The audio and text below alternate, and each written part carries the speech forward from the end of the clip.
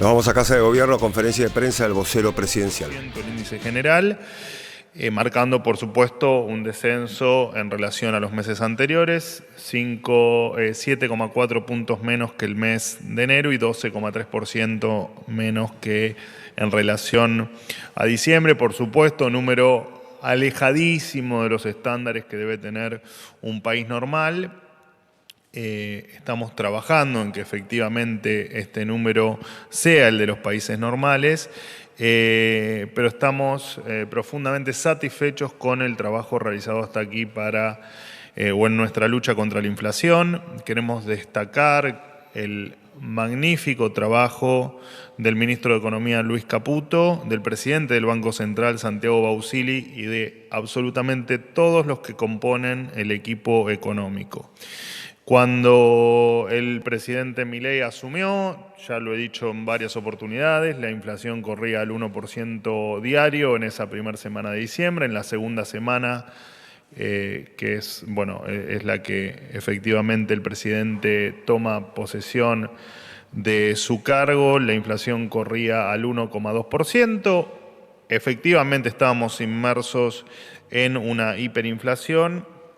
Y esta hiperinflación no es solamente un número, lo que podría haber sido un número de inflación mucho más descontrolado que el que vimos en ese diciembre, sino que la hiperinflación indefectiblemente hubiese significado un aumento muchísimo más dramático de la pobreza y la indigencia. Así que satisfechos con este número, por más que sabemos, por supuesto, que queda mucho trabajo por hacer y mucho camino por recorrer. Ha pasado con, por ejemplo, la hiperinflación del 89 y el 90, donde el plan de convertibilidad llevó, por ejemplo, a la Argentina a inflación cero después de varios meses después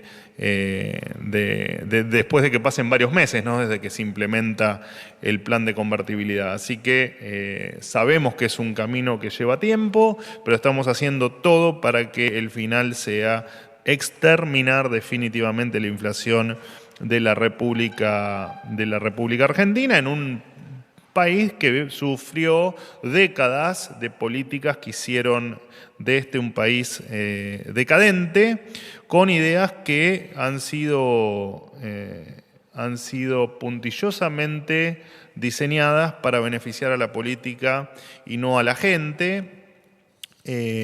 Lo cierto es que la economía tiene reglas y son reglas que no se venían cumpliendo en la Argentina desde hacía muchísimo tiempo, reglas muy elementales.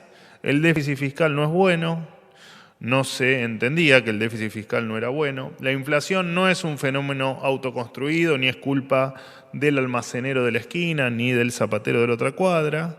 El ser independientes no pasa por la frase vivir con lo nuestro, y militantes controlando precios y secretarios de comercio midiendo las góndolas a ver si cumplen con el ancho y con el alto en sus tamaños. La verdad es que tampoco fue una solución para la inflación. De hecho, el gobierno anterior se retiró con más de 1000% de inflación acumulada, toda responsabilidad de ellos. Incluso el camino que estamos recorriendo es dramático y tedioso por pura y exclusiva responsabilidad también del gobierno anterior. En otro orden de cosas, comunicarles que la Dirección Nacional de Migraciones deportó a 8 chilenos que fueron condenados mediante juicio abreviado por robo agravado en la provincia de Mendoza, en el marco del partido de fútbol que Colo-Colo jugó contra Godoy Cruz. Además, se les prohibió el ingreso a la Argentina en el futuro y fueron llevados hasta la frontera por Gendarmería Nacional. Durante el gobierno del presidente Milei, Argentina no va a ser tierra fértil para la llegada de delincuentes. Hasta aquí lo mío, los escucho. Silvia. ¿Qué tal? Buen día, Manuel. ¿Cómo va? Quisiera hacerte una consulta de tipo conceptual, pero que me parece muy pertinente para este momento que está viviendo la Argentina, en Rosario, en la provincia de Santa Fe, pero que tiene obviamente a Rosario como punto focal.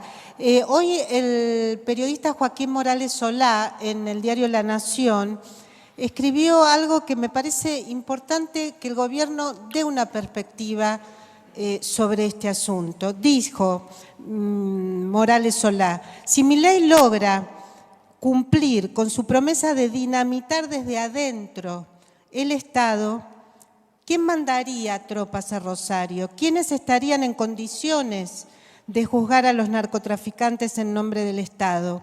El desafío al Estado de bandas criminales cuando se hizo cargo del Estado un anarquista confeso que no cree en el Estado es una coincidencia inoportuna, dice Joaquín Morales Solá. Y mi consulta apunta a saber si realmente pueden esperarse buenos resultados de la política de seguridad contra el narcoterrorismo que ya está anunciada por la ministra, por el ministro Petri y también por el propio Milei. Gracias.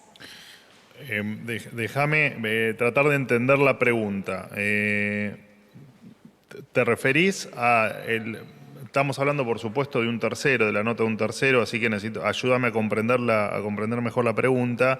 ¿Te estás refiriendo si el presidente Milei en su línea de no creer en el Estado, de cuestionar al Estado, si el propio Estado puede ser la solución de ese problema? ¿Ese es el planteo?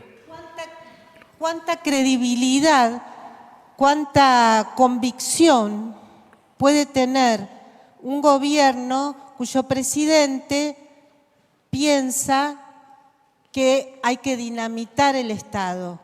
Sí. ¿Cuánta convicción en eliminar el narcoterrorismo? Ahí te entendí.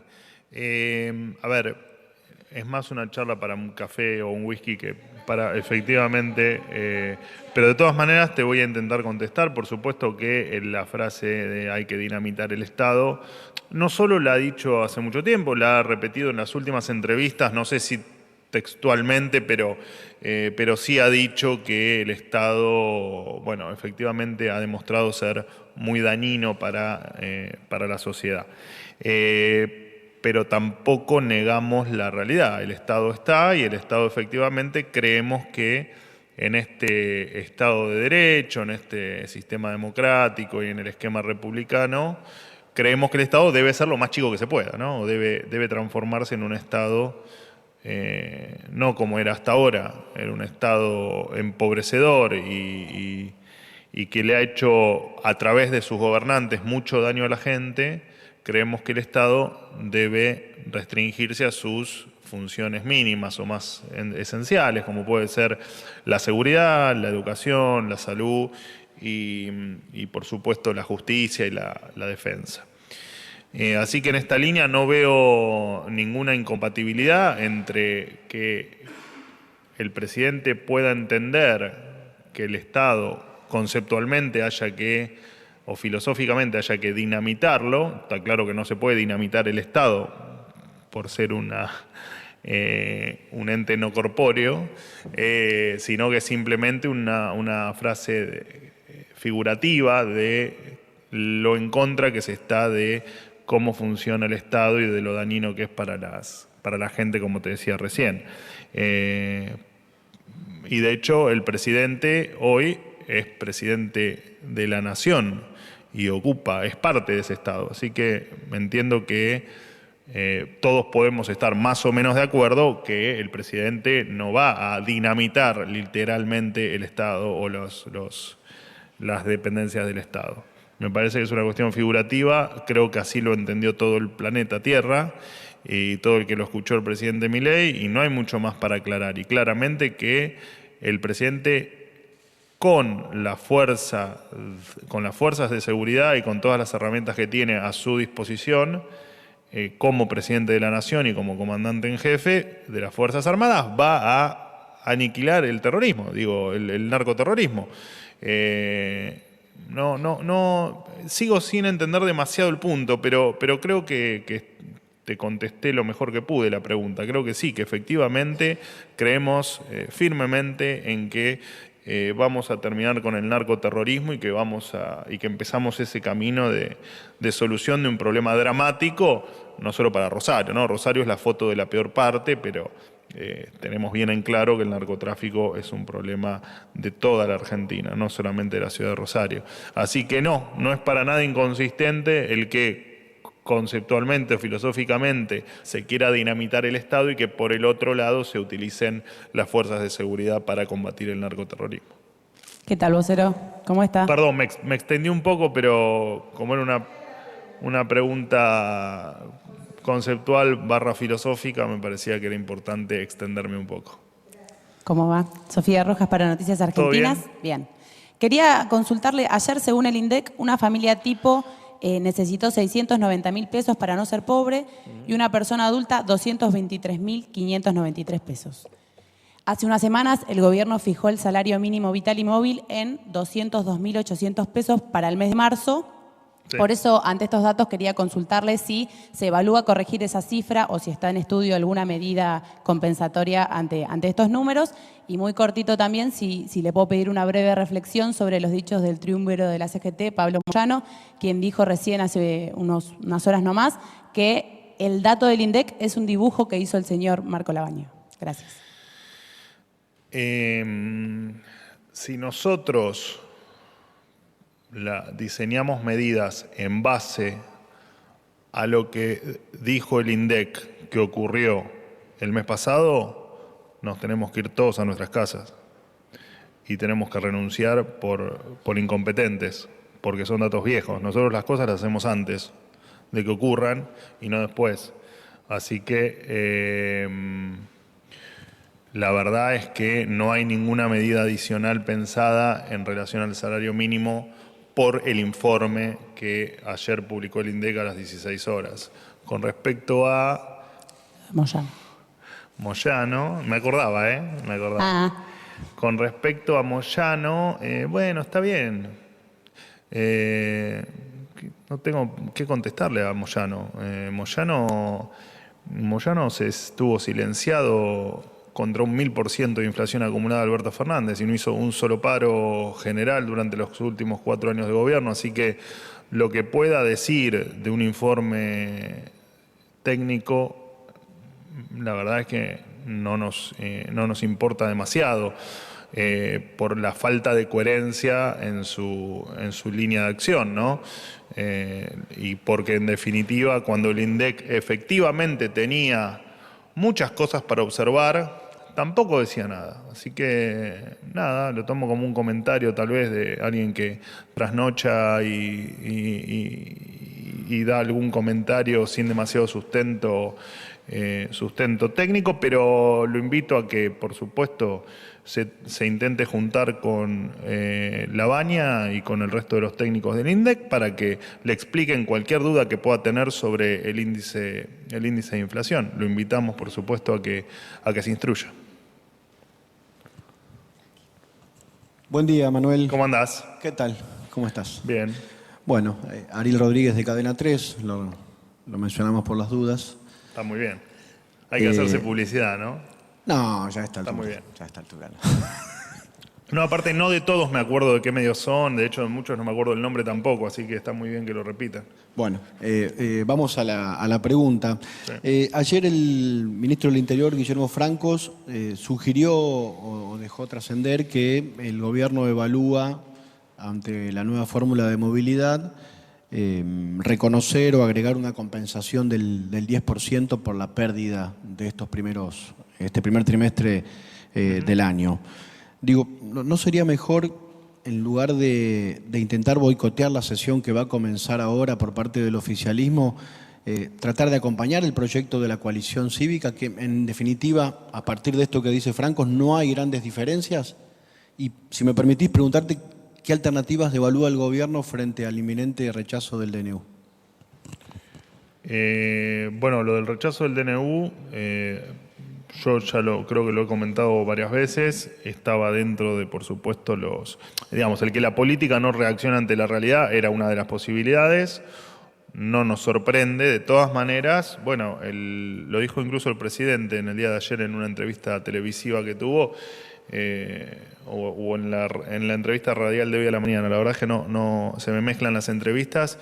Ya lo ha dicho el presidente, ¿no? Bueno, será un elemento más que haga que la política muestre su verdadera cara, ¿no? Quienes están de acuerdo, quienes están a favor del cambio y quienes no, y quienes quieren quedarse parados en el 9 de diciembre. Ahora, tengamos en cuenta que el DNU mejoró la situación de la oferta de alquileres, permitió darle más libertad a la gente en términos de elección en, por ejemplo, las obras sociales, sindicales, permitió abrir más rutas aéreas que antes no existían, generando mayor competencia. Así que lamento ser repetitivo, pero muchas veces hemos dicho que sería una pena que los propios senadores de la Nación, en este caso, ¿no?, que los propios senadores de la Nación estén en contra del decreto, porque la verdad es que le trajo muchos beneficios a la gente y porque además, muchos de ellos han votado sus espacios, han votado facultades delegadas a otros gobiernos, ¿no? Y han hecho otro montón de cuestiones. Bueno, de hecho, han aprobado la ley de alquileres, ¿no?, que han despedazado el mercado inmobiliario. Apelamos a que efectivamente reflexionen y que entiendan primero lo que votó la gente y que además entiendan hacia dónde va el DNU, porque por ahí hay falta de entendimiento, ¿no?, que el DNU es simplemente mayor libertad para la gente. No es ni más ni menos que eso. Así que nos llamaría la atención que, una vez más, que la política, después de 4 meses del balotaje, siga sin entender qué es lo que quiere la gente. Y jubilaciones, lo que dijo todo dentro del equilibrio fiscal, dentro del déficit cero, del déficit financiero cero, todo es posible y toda discusión, estamos abiertos a cualquier discusión y a cualquier alternativa. Dentro del déficit cero. No nos vamos a correr del déficit cero bajo ningún aspecto, en ninguna circunstancia y sobre ningún tema. Y eso tiene que quedar en claro. En tal caso, cualquier mejora que pueda haber a cualquier sector, en el caso que vos mencionás, a los jubilados y pensionados, será dentro de esta regla básica para nosotros, que es la madre de todas las batallas en materia inflacionaria. Así que no la vamos a abandonar bajo ningún concepto. Y eso es una orden estricta que dio el presidente de la Nación el día 1 de gobierno. Así que lo demás, todo es posible. ¿Qué tal? Aquí, Miriam Mariotto. Hola, de Radio ¿cómo andás? Nacional. ¿Bien? ¿Cómo anda?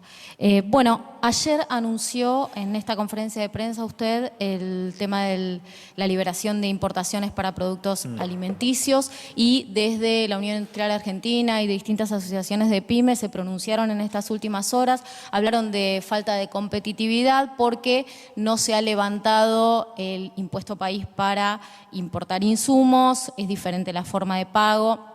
Se sienten perjudicados por esto y hablan de la posibilidad de cierre de industrias pymes dedicadas a la alimentación. También alertan, perdón que sea un poco larga la pregunta, pero quiero ser clara, alertan sobre la intención tal vez de algunos supermercados que tienen cadenas internacionales de importar los productos, obviamente de sus propias cadenas sin impuestos. Bueno, ¿hay alguna posibilidad de que en breve se pueda modificar este tema de los impuestos para aumentar la competitividad de las pymes, ¿no? Bueno, en principio para nosotros eso es, casi te diría, uno de los pilares del camino que hemos trazado para estos años que vienen de gestión.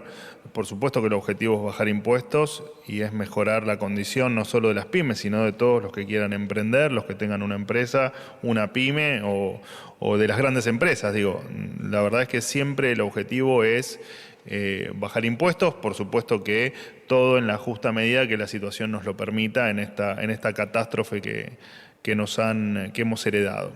Dicho esto, nosotros respetamos la opinión y de hecho conversamos con todos los sectores y respetamos la opinión de la Unión Industrial Argentina, por supuesto.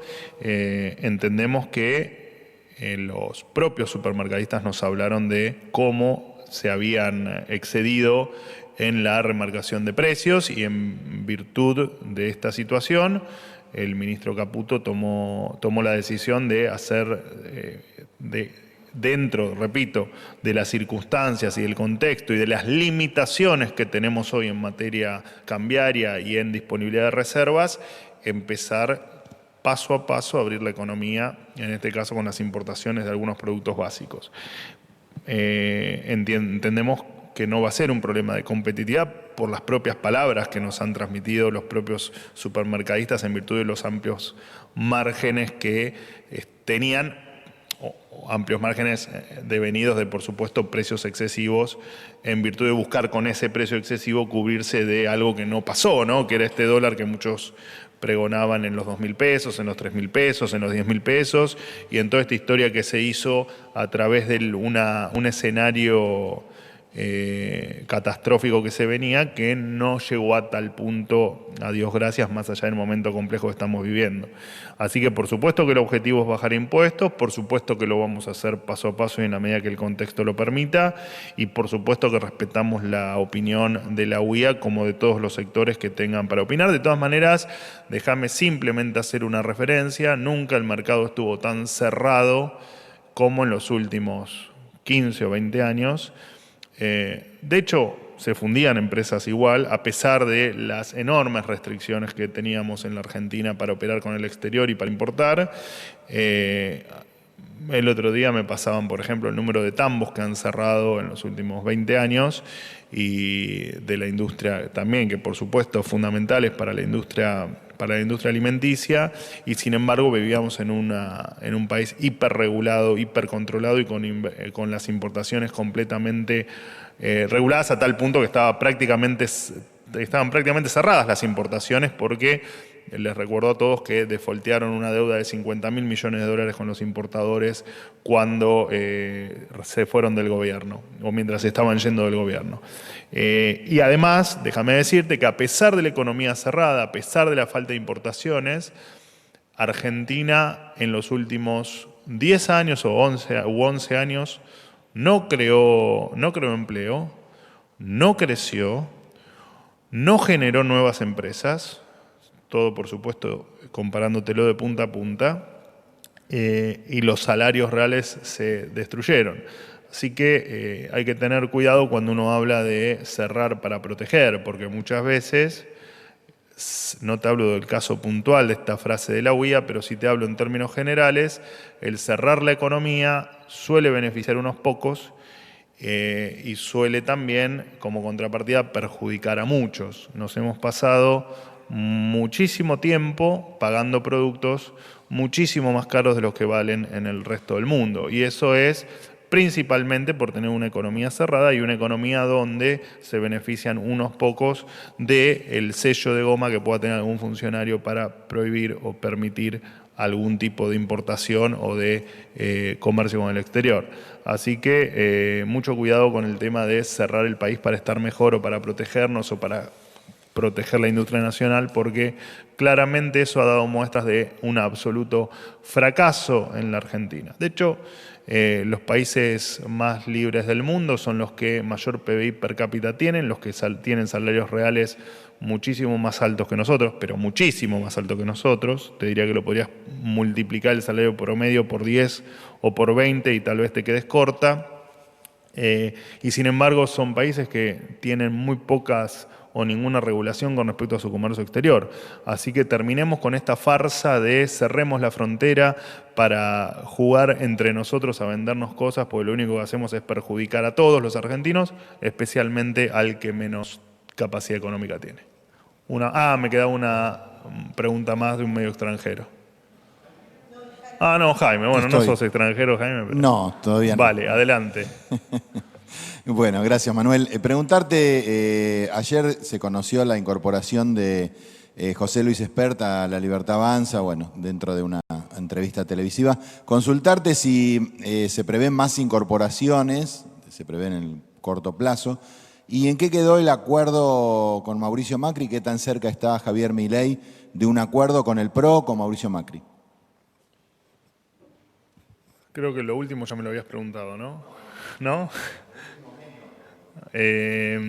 No, bueno, si hay incorporaciones se van a ir anunciando, como pasó con el caso de José Luis Espert, a quien aprovecho para darle la bienvenida, más allá de que siempre hemos coincidido con él, desde lo ideológico, esta formalidad o esta incorporación que se ha dado a conocer en el día de ayer nos pone muy felices a todos, así que bienvenido José Luis.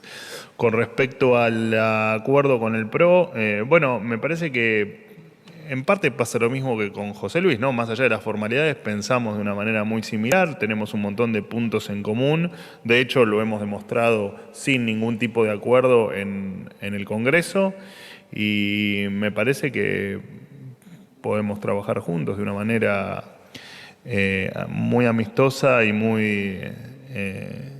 y con buenos resultados hacia adelante. Así que no veo por qué están tan ansiosos porque exista formalmente un acuerdo cuando se puede trabajar bien con muchas personas y no necesariamente sellar un acuerdo formal. La verdad es que no futurología, pero el tiempo dirá cómo evoluciona esta hermosa relación que estamos teniendo. Última pregunta. Olá, vocero. Bom dia. Bom dia. Luciana Tadeu, de CNN Brasil. Bom dia. Quisiera consultar por un tema que trajiste a la conferencia ayer de los vuelos, de los aviones argentinos que están prohibidos de sobrevolar a Venezuela. Todo lo que salió en la prensa, más allá de lo que dijo usted, fue off the record. Entonces quería saber, on the record, ¿cómo fue esto? ¿Cómo el gobierno argentino fue comunicado de esta prohibición de los vuelos, de vuelos argentinos sobre Venezuela? Si realmente hubo una reunión con la embajadora venezolana acá en Argentina para consultarle sobre esto. ¿Qué medidas diplomáticas van a ser tomadas? Como usted mencionó ayer, dijo que serían tomadas medidas, pero no especificó cuáles. Y el canciller venezolano le dedicó unas palabras ayer en el Twitter, Iván Gil, llamó el gobierno argentino de neonazi, sumiso y obediente a su amo imperial, le llamó cara de tabla y dijo que no va a permitir vuelos hasta que la empresa estatal sea recompensada. Entonces, quisiera saber cuál es la posición argentina frente a estos comentarios y la prohibición de Venezuela. Gracias. Bueno, los detalles de reunión. Ayer di algún detalle con respecto a alguna formalidad que dio el gobierno argentino, que realizó el gobierno argentino en virtud de esta prohibición de utilizar el espacio aéreo venezolano para aviones que efectivamente sean de bandera argentina. E incluso la verdad es que tiene un costo económico muy elevado para cada uno de los vuelos que deben o les es más eficiente pasar por la ruta venezolana, por atravesar el espacio aéreo venezolano que tenerlo que bordear. La verdad que el costo es muy elevado, son miles de dólares por vuelo, por lo tanto perjudican a un montón de pasajeros que se les harán más costosos sus viajes. Por lo tanto, los detalles adicionales, más allá de los que di el día de ayer, los debes buscar en Cancillería y no aquí, que te lo van a poder explicar de una manera técnica mucho más ilustrativa que lo que te puedo ofrecer yo. Con respecto al... ¿Quién fue el que me dijo cara de tabla, ¿no? Me dijo cara de tabla, el canciller. Bueno. Lo que diga... Primero voy a lo de neonazi. ¿Qué se puede esperar de un burro más que una patada, no? Digo, la verdad es que un gobierno de dictadores, lo único que uno puede esperar de un gobierno de dictadores son... ¿cómo decirlo? Cuestiones que no merecen ni respuesta. Así que nos entristece por el pueblo venezolano que estén atravesando desde hace mucho tiempo, que, estos energúmenos los gobiernen, ¿no? Y con respecto a lo que dijo sobre mí, tampoco tengo mucho comentario para hacer, porque repito, ¿no? Me parece que lo que venga de un gobierno de dictadores hay que restarle importancia en términos de lo que cómo nos puedan caracterizar. No tengo mucho más para decir. No sé, a vos si te dicen cara de tabla, una sonrisa, ¿no? Bueno, está bien, puede decir lo que quiera. La verdad, puede decir lo que quiera. En lo personal, la verdad que me divirtió mucho. Bueno, listo, ¿no? Muchísimas gracias,